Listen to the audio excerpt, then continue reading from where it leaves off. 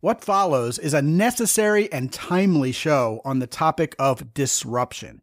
Now, one of the things that Emily, my wife, says in this episode that I really missed the significance of until I was editing it later was this. Right now, a lot of us have the opportunity to exercise the tools we already had to weather the changes. Now, if you think about it, that's a powerful opportunity indeed. In many ways, we've assimilated everything we need to know for such a time as this. And now we don't just have to act, we get to act. It's a lot like being an air marshal, a Secret Service agent, or even an Olympic athlete, and finally getting that call to action that we've prepared for. Even perhaps surprising ourselves at how well we're able to execute, how flat out ready we are. Now, with that in mind, I want to give a call out to the guys at Keyport because that's the business they've been in from the very start. They may not have taken the tone of the hardcore survival preparedness guys per se, but we've had Josh Downs from Keyport on the show, and he and his team produce the 21st century evolution of the old penknife your grandfather carried in his pocket. Only these days, it's made of next-generation materials, has an all but perfected multi-tool function, replaces your floppy old keychain, can light up a dark room, and even contains microelectronics to store data or even open your garage door. Gentlemen, you didn't need COVID-19 to wake you up to being prepared. This is what we as men were born to do, prepare. You can reasonably say it's the fourth P along with providing, protecting, and presiding. Prepare to be blown away by the badass hardware you'll find at mountaintoppodcast.com/Keyport. And don't forget to use the code MOUNTAIN10 when ordering to get 10% off for the asking. And now, prepare yourself for the following episode featuring my lovely wife, Emily, as we talk about dealing with disruption.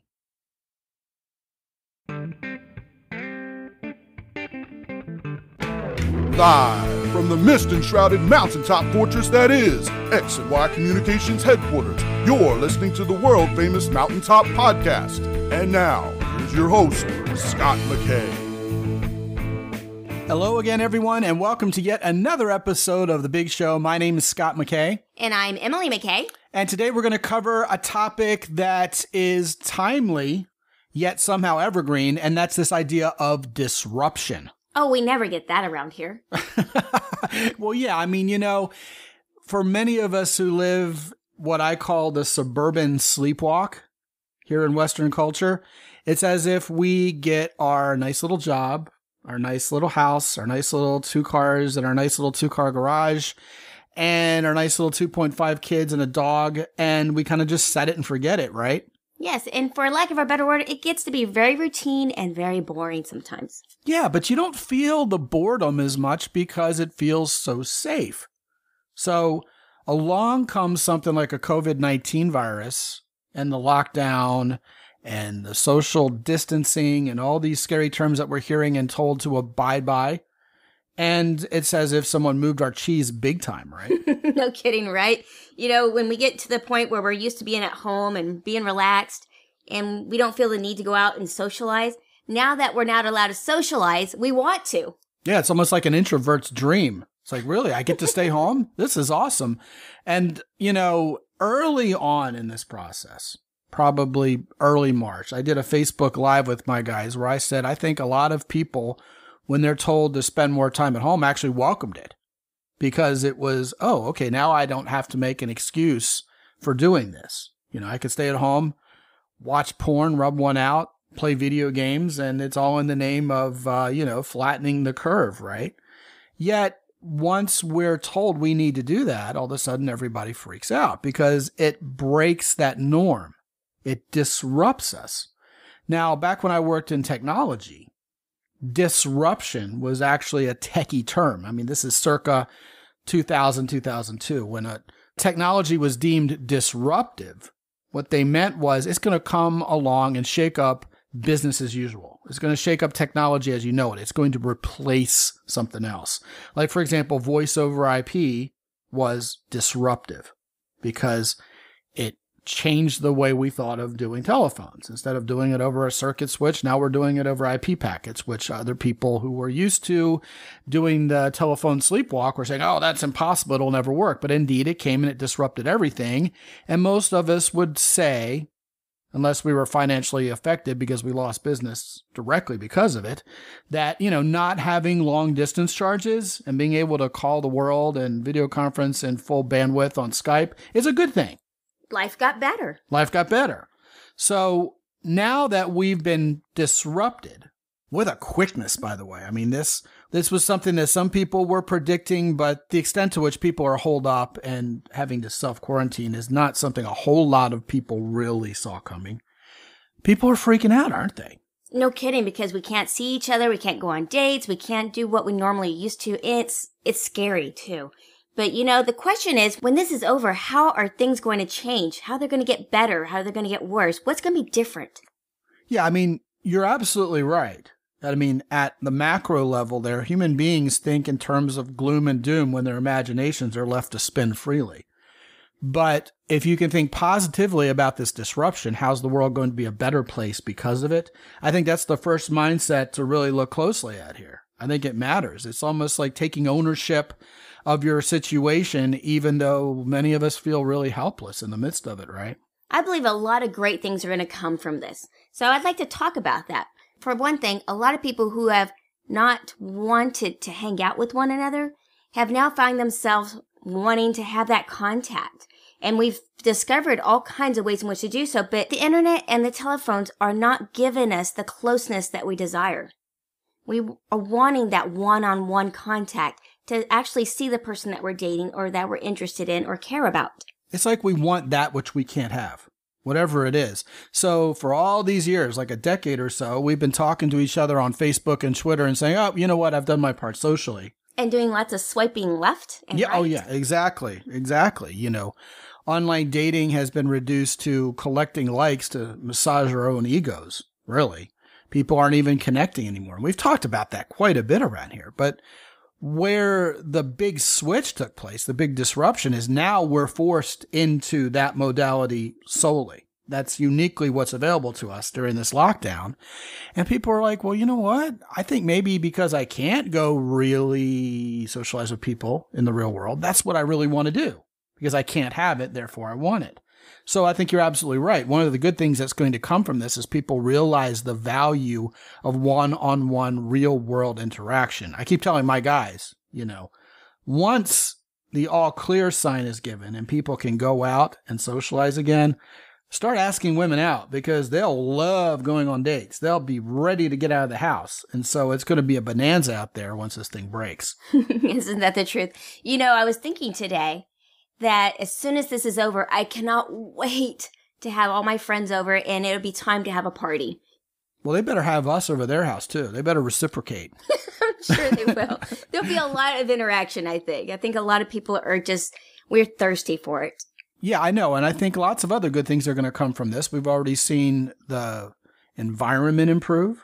People are saying, man, the air is so much cleaner. There's so much less clutter out there.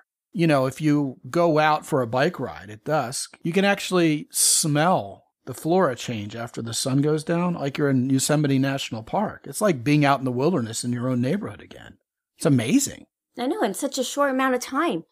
And, it's nice to see everybody go outside and enjoy the fresh air and do outdoor activities that a lot of people haven't done in a very long time. And I think the other thing is people won't be as lazy. I think they'll be eager to get back to work and do something productive outside. People will be working on their lawns. People will be more active.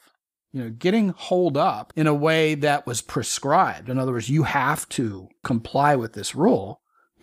It gets into your human nature and says, well, I want to break this rule. I want to rebel against it. Having that freedom taken away from you, that choice, that free choice, like, wait a minute. I had the choice and I chose not to do it. Now I don't have the choice. What's wrong here? I don't like that. So amazingly ironic, isn't it? It is. And I think people will also be more prepared in the future for when a crisis hits. All those guys who were saying, oh, you better get a bunch of canned goods and collect up toilet paper and have a gun laying around the house because you just don't know what's going to happen. Now we've stared that in the face. Now, not on a Mad Max scale where it feels like the end of the world. It's not exactly apocalyptic, but even told we need to stay indoors and we need to behave as if this is a big deal for the sake of, flattening the curve, however you want to put it, not endangering older folks who could get very sick and possibly die from this, even though we feel well right now.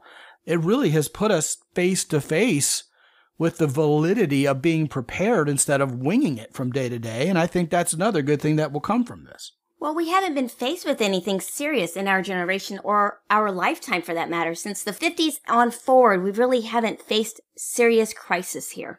Yeah, the closest situation I can think of to that would be 9/11, when everybody thought, because of one big egregious act, of course, that the world was coming to an end and the United States was under attack and we might have to hunker down and expect the worst. Yet this seems a little bit more protracted a situation. Well, and it's also closer to home because wherever New York is compared to where we're living currently, unless you're in New York, it seems like a longer distance. It's not as personal. It's not like in our own homes. This is actually affecting us personally. We can't go to the grocery store. If we do, a lot of what we want is not there. We're feeling the effects on a lot deeper level. Yeah, and you're talking about the grocery stores. Man, you can see and feel like it's like cutting the tension with a knife.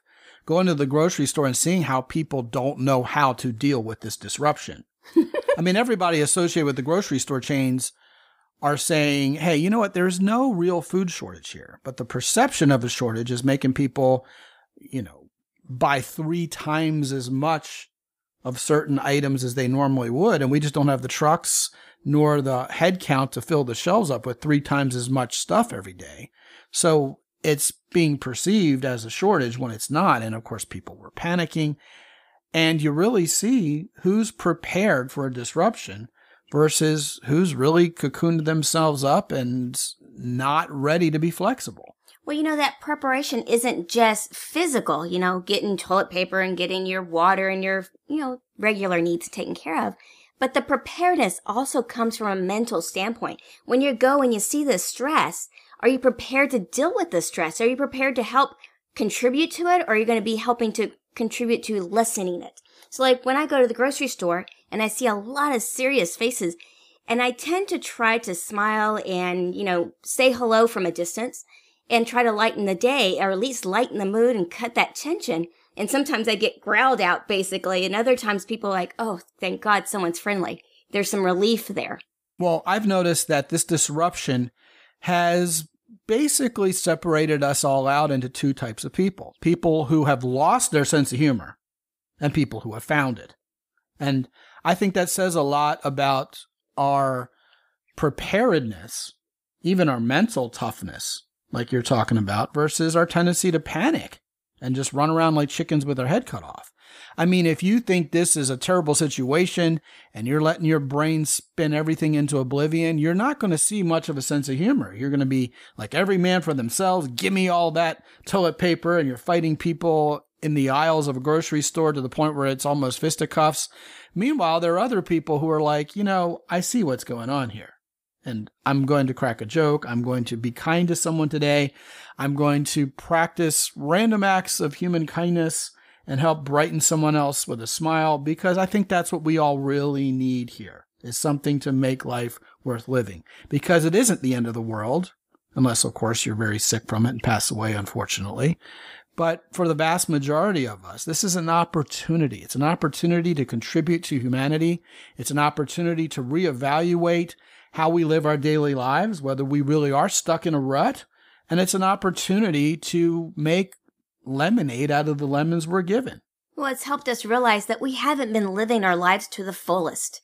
And it's disrupted our lifestyle that we realize I'd like to get out there and live again. Yes. And you know what? This is what I keep hearing over and over again, directly and indirectly. In other words, people tell me this directly and I'm reading it, on blogs and in the news, is that people are coming face to face vis-a-vis this disruption with not having things the way they're used to having them, not doing the things they're used to doing, not interacting with the people they're used to interacting with, not doing the job they're used to doing, not spending their leisure time in the way they're used to spending it. And they're getting a quick and brutally honest tutorial in what really matters to them. Are these things that I had going on in my life really things I was enjoying? Are the things I said I love doing things I'm missing now that I can't do them? Or is there kind of almost a sense of relief that that weight's been lifted off my shoulder? Are there certain people I interact with all the time who I'm not missing at all? Are there people who I didn't think much about, yet when they're not in my life, I think more highly of them? What are the hobbies? What are the pastimes I really wish I could get out and do right now versus those things that I'm glad I don't have to suffer through anymore? And that is really a poignant look at our human nature. And I think a lot of good can come out of that kind of disruption also, if we let it. And not to mention our jobs. I mean, right now, a lot of people either unemployed or uncertain as to whether they're going to keep their employment. The financial situation is a burden on a lot of people. And this gets us to thinking, okay, how can I keep this from happening again? How can I change and make things better so I don't have to worry about what's going to happen down the road when another crisis happens, should one ever happen? You know, there's been a lot of talk along those same lines about a lot of things becoming more virtual in the future. People are going to do a lot more virtual meeting. They're going to do a lot more virtual visits with doctors. They're going to work from home more. They're going to be looking for those work from home opportunities. You know, it'll either go that way or people who have been working from home are going to remind themselves that going outside is really living. That pendulum could swing either way, you know? Well, staying at home has helped us realize we need to get out. Otherwise, we start to feel stir-crazy and claustrophobic and depressed. Depression hits us when we're staying home with nothing else to do. And TV can only fill that void to a certain point, and that gets really dull and boring really fast. Yeah, a lot of people watch the world happen around them on TV. They just live vicariously through quite literally everybody else. And, you know, I'm reminded of two things. First of all, we do work from home. We do spend a lot of time with each other, and people ask us about that. They joke about that. But we've really put ourselves in a position over the past decade of being happy, of being free, of doing what we say we want to do. And the danger of that is you don't want to disrupt it. Aha, see, this comes full circle. Disrupting something that's good. Right. In other words, the old adage is if it's not broken, don't fix it. Right. So even before everybody's world got broken by this present pandemic, and that's worldwide, which I think is sort of unprecedented, at least since World War II. You got a situation where you and I were already thinking, you know, we need to go out and change things. We need to sell the house, move somewhere else, try some new hobbies, get involved in some different business ventures, do something different, because otherwise we could do the same thing quite literally for the rest of our life and perhaps be happy about it. Now, what's wrong with that? Nothing, I guess, because it's not broken and so why fix it? But what about instead of holding on to pure sentimental memories and saying, well, you know, I can't get rid of this because it's special to me or whatever. What is there to be said for going out and making new memories, going out and adding to that pile of wonderful experiences? What about the bucket list? You know, Harvey Mackay, who's one of my favorite authors and sort of a mentor of mine, wrote just this morning in his newsletter about how a bucket list can define the rest of your life. You know, make the rest of your life the best of your life is what he said at the foot of it. And I love that line, which of course he gets full credit for. And yet so many people have indeed been living today the same way they lived yesterday and are fully planning to do tomorrow the way they did today. You know, mentioning the bucket list, that's so important. I think everybody needs to make one if you don't have one now. But yes, figuring out what you want to do with your life and do it. Live the life to the fullest, because guess what? After all this has happened, we've come to realize we only get one shot at it. As does everybody. And we don't know how long that shot is. You know, it could be, you know, you get sick and you're done. Or it could be, 50 years or 100 years. We don't know. But enjoying what we have and appreciating it and not taking it for granted is so important. Yeah, I mean, just getting out and doing something different, anything different, is a disruption. When was the last time you did something for the first time? That's another thing Harvey McKay mentioned. And I think that's a great question, one that challenged even me, because we've done so many things that finding something that we've never done before to do for the first time seems like it's going to involve a lot of complication. A lot of work and scariness, isn't it? It's scary. Right. Yeah. But it also involves some creativity and imagination is what it involves. It means going to the grocery store now that everything is depleted and all your favorite stuff may not be on the shelves and saying, all right, well, what about this thing that nobody's buying? Maybe I could cook that up into something good. And the next thing you know, it's in your dinner time rotation, right? We're trying to support restaurants because, they only have carryout. What's that restaurant you've been meaning to try, but you didn't go in there for whatever reason? Pick up the blower and have them deliver you something new to try for dinner. I think that's really a good word.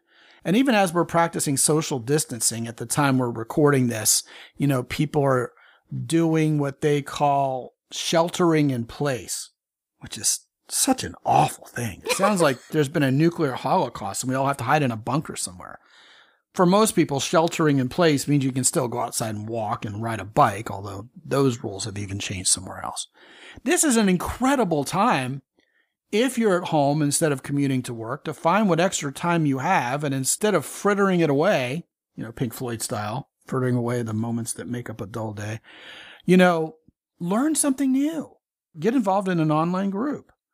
Talk to the women online, even though you can't meet them face to face, ostensibly. Some people are anyway. But start conversations. Make a friend. Read a book. Lots of us are going to be spending time on Netflix. Watch documentaries that help broaden your mind. Just don't watch reruns of The Office again and again and again. You know what I mean? There are ways you can build your skills. There are ways you can build your knowledge. Certainly you guys listening, you ladies listening. If you want to get better with members of the other gender, if you want to get better in dating, we have ways you can download to your iPod everything you need to get incredible skills so that when you hit the ground running again, in just a few short weeks, we hope, when everybody's champing at the bit to be social, you're going to lead the charge. You're going to be a machine out there. You'll be ready. Right. We know one thing about all of this is a lot of us haven't been wanting to make any changes for a very long time. And this is, like you said, it's a disruption. It's forced us to make changes in our life. And it has given us the tools or helped us exercise the tools that we already had, that change is okay. We can survive this. We'll get through this. We've, exercised those muscles of creativity, exercise those muscles of strong-willedness that I'm determined to make this work. And we can take that and do new things with it. Like you said, learn how to date or learn how to sew or learn how to paint. Do something new that's different. Or maybe even change your life and decide I'm going to sell everything and move somewhere else. Anything, right? Change. Yeah, what's really interesting is we here in the United States, and indeed for much of the North American world, Canadians included, really needed a whack upside the head to remind us what it means to be together and united and to have a common purpose, to have a common enemy we're fighting. One of the good things that may come out of this disruption is instead of people sniping each other based on who they voted for, maybe we'll realize we are one country. You're watching companies get together and make surgical masks and ventilators instead of what they were making before. And you're watching other folks say, hey, you know what? We have to all be in this together. Instead of fighting whatever advice is given to us, we need to do what we can to flatten the curve. And really, we haven't seen that need to really draw together and fight a common nemesis since World War II. When the men went off to fight the battle and the women went off to the factories to make stuff to support the battle. People went without in the name of winning the war. And that's where we are again. And the perhaps ironic result is it feels really good. You feel like you're part of something bigger. And even if you've been just working for the man and feeling like your life doesn't have a whole lot of meaning, that idea of finding meaning and helping flatten the curve, helping defeat this virus, when we're all done with it, we'll have accomplished something and we will have accomplished it together, and everybody who did their part will be able to join in that victory. And I think that's going to wake people up to this whole idea of what it feels like to live again And maybe I do want to do more in terms of finding my actual purpose in this life and doing what I can to leave the world a better place. Well, I think a lot of people, when this is done, it's going to be a kinder, more gentler world. Because a lot of people have expressed genuine care for each other. And it's my belief that it will continue. And I think in the dating world, we should see the effect on that. We're going to see people going out and actually dating successfully. We've heard a lot of complaints over the years that things have gotten very jaded out there and it's been very tough dating. But after this has all happened and it's behind us, we're going to probably find a lot of people are a lot friendlier, a lot nicer. It'd be easier to approach women and ask her for a date. And she's likely to say, oh, how nice. I'd love to. Yeah, I remember, growing up in Baltimore, I went to New York City quite a lot. And I remember the first time I went on a business trip to New York City after 9/11, and I couldn't believe how it felt like a big small town. Everybody was being friendlier. Everybody was being more genteel to each other. Back when I went to New York City as a kid, people were like, hey, calling each other names and honking each other on the street. And, what do you want, pal? And you weren't allowed to look at each other either. Right, exactly. A really nasty look. And from what I understand, I haven't been to New York in a few years. Things have kind of degenerated a little bit again, but everything was so friendly. Everybody was so nice to each other in New York after they had that common experience, that tragic event from 9/11. And, hopefully what's going on in New York right now, as horrible as it is, that they're sort of the epicenter for coronavirus infections here in the United States. Hopefully they'll come out of it once again, kinder and more gentle. And stronger. Yeah.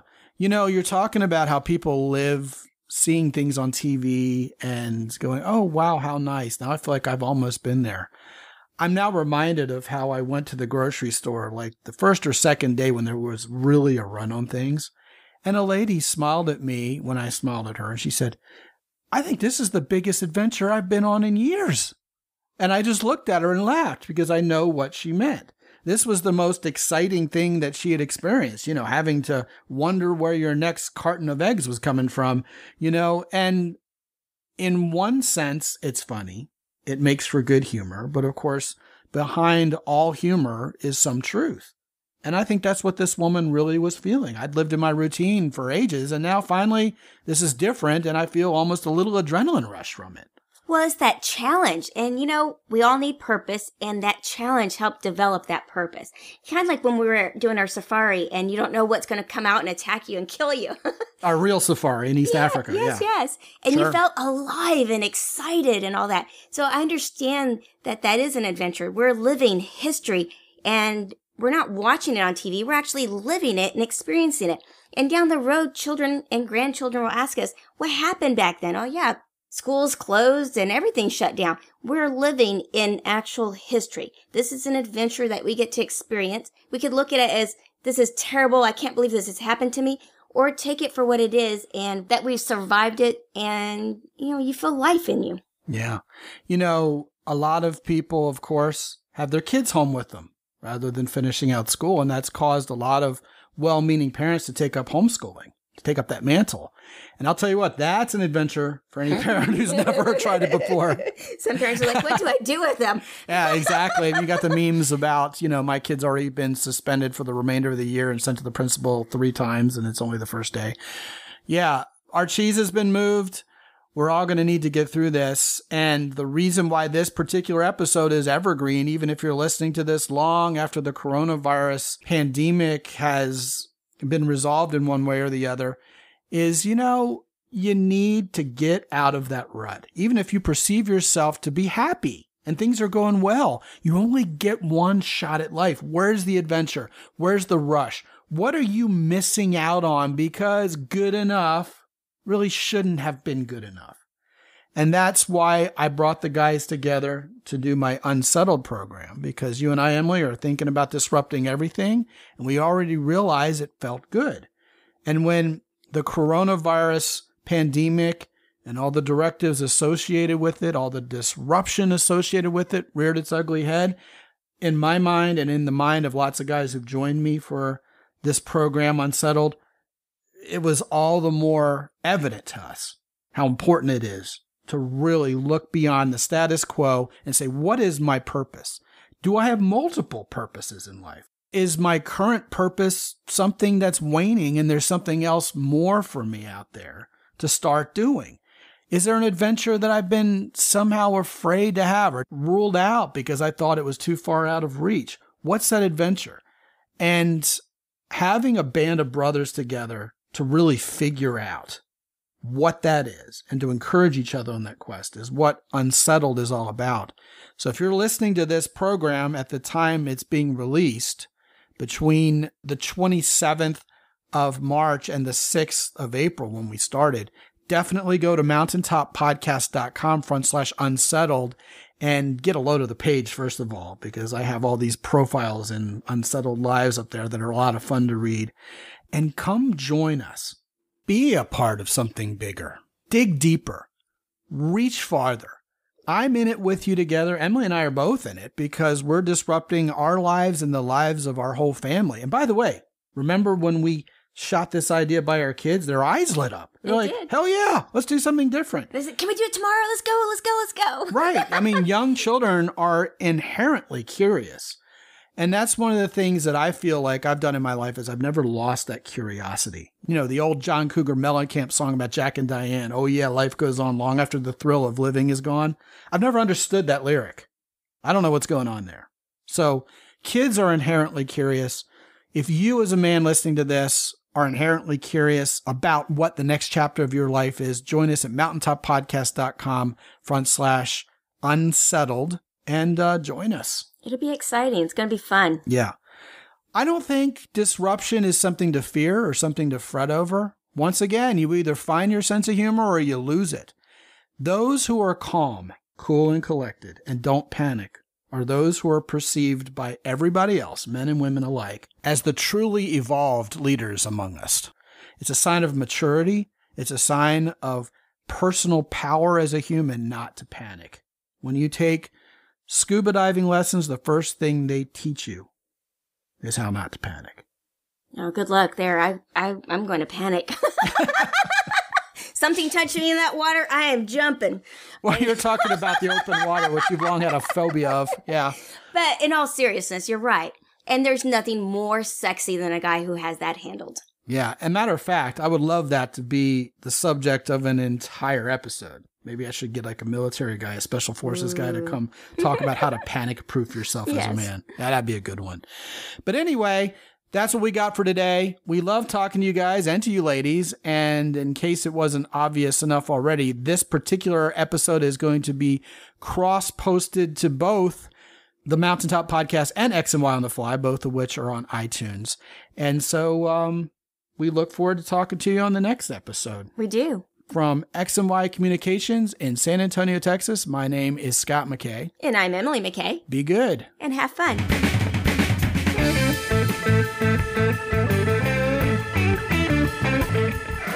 The Mountaintop Podcast is produced by X and Y Communications. All rights reserved worldwide. Be sure to visit www.mountaintoppodcast.com for show notes.